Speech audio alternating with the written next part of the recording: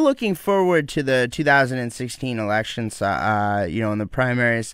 And, I think this coming week, and we're going to be there in New Orleans, Bobby Jindal is going to announce, I think that he's running for president. We'll see what he announces on Wednesday in New Orleans, the great state of Louisiana. And then I think in a couple of weeks after that, we're going to see, most likely, that Governor Scott Walker from the great state of Wisconsin, I think, is going to announce that he's running for president in mid-July.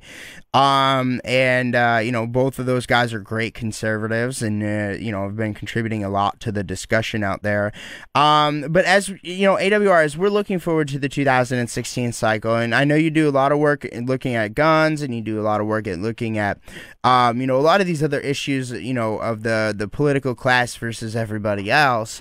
What is it that you're looking for in a candidate, somebody who can actually get those 5 million people who Mitt Romney left at home to show up and vote for a Republican in 2016? Well, I think it's a combination of things, but very simple things. Sometimes with the left, there's so much talking. They're talking to hide the fact that they don't understand the simple common sense things. On the right, that's where Reagan was so strong.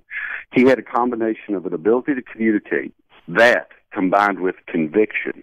And that's what I'm looking for. What I need to see is somebody who says, look, the Second Amendment, like the First Amendment, is not going to be assailed. It's not going to be infringed. It's not going to be questioned.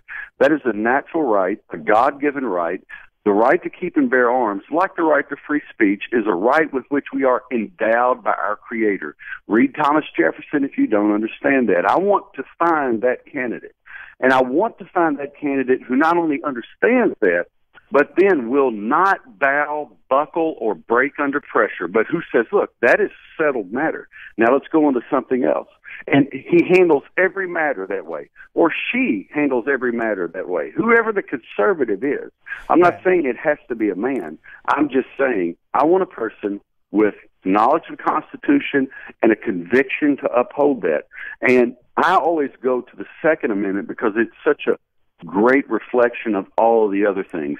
Because if you're willing to give on any amendment in the Bill of Rights, any of them, if you'll budge on the 10th, if you'll budge on the 4th, if you'll budge on the 2nd, you'll budge on all of them. We need somebody who refuses to do that, somebody who's not ashamed, somebody who can take what I've said and put it in even clearer terms and get down where the working man and woman are, get down where the university professor is, get down where the banker is, meet them in their place and talk to them as they talk to their friends and their coworkers and their business associates.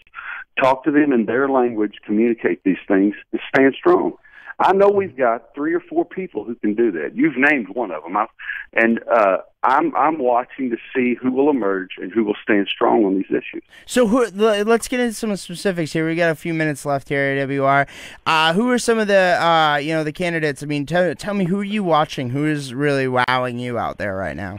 Well, I mean, again, I'll just say one person who's wowed me the whole time is Scott Walker. Governor Walker, I believe, has the ability to communicate. And he has demonstrated, as far as I can see, he has demonstrated through all he has gone through that he has the conviction as well. It doesn't do any good to be able to talk if you have nothing to say. Governor Walker is not that way. Governor Walker has the conviction, and he has the knowledge. He has that ability to communicate that is so important. I see the same thing with Ted Cruz. Senator Cruz, I interviewed Senator Cruz, and when I finished interviewing him,